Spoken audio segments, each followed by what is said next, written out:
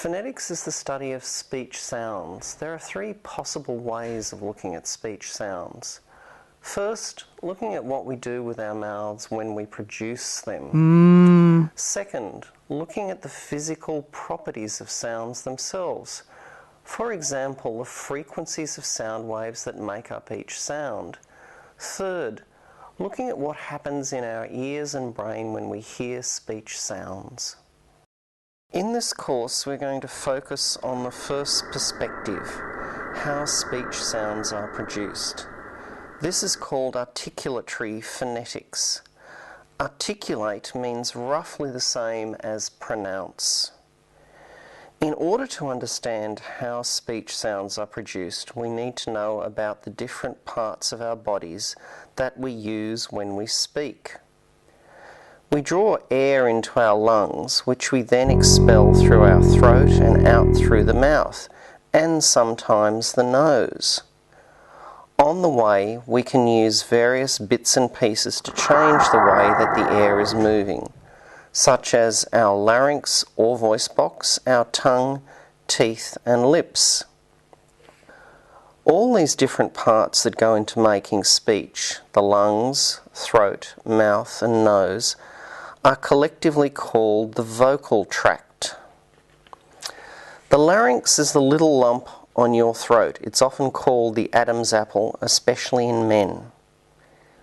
Inside the larynx are the vocal folds. They are little folds of tissue that stretch across the throat, with a gap in the middle.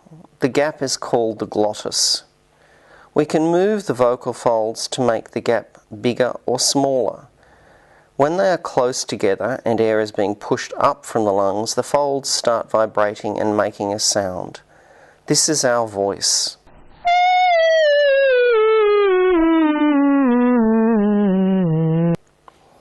If the folds are far apart, the air can pass through without setting them vibrating.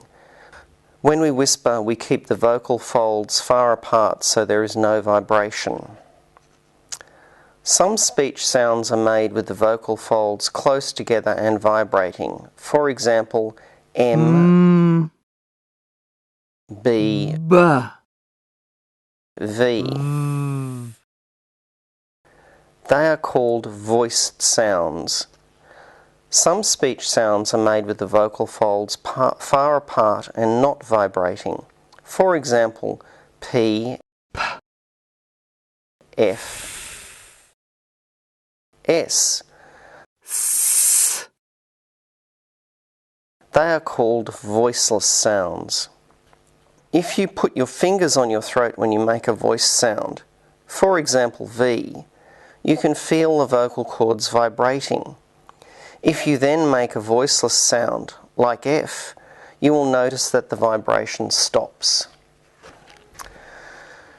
When we speak, we don't just push air out through our larynx and our mouth. We use various parts of our mouth, such as our tongue, our teeth and our lips, to shape the sounds in different ways.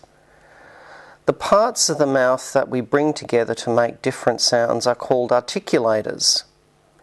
Typically, one articulator moves and makes contact with another articulator which doesn't move. For example, to make the th sound in 3, we bring our tongue up so that it touches our top front teeth. The tongue moves, the teeth don't move, but both are involved in making the sound. The articulator that moves is called the active articulator. The articulator that doesn't move is called the passive articulator. The passive articulators which don't move but have another articulator move to make contact with them are the top lip, the top front teeth, the alveolar ridge, which is the bony ridge behind the top front teeth. If you put your tongue against your teeth and slide it backwards a little, you can feel a ridge there. This is the alveolar ridge. The palate, which is the hard part of the roof of your mouth, behind the alveolar ridge. If you slide the tip of your tongue a little further backwards from the alveolar ridge, you can feel that there is a hard curved bit. That is the palate. The velum, which is the soft part right at the back of the roof of your mouth. You may be able to curl your tongue all the way back to where the palate ends and the velum starts. You should feel a soft bit right at the back where the hard part ends. There is also the uvula, which is the soft dangly bit hanging down right at the back of your mouth, and the pharynx, which is the part of the throat that is above the larynx. These are not used to make sounds in English, but they are used in many other languages. For example, the R sound in French is made by getting the uvula to vibrate. The active articulators include the bottom lip, the bottom front teeth, and the tongue. Because the tongue is extremely important in making speech sounds, and because we use different parts of it to make different sounds, it is useful to be able to refer to different parts of the tongue.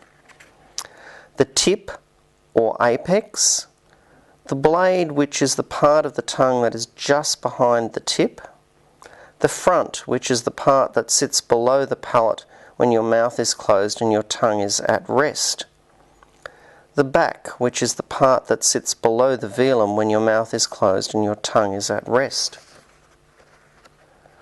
the root, which is the part that goes down into the throat.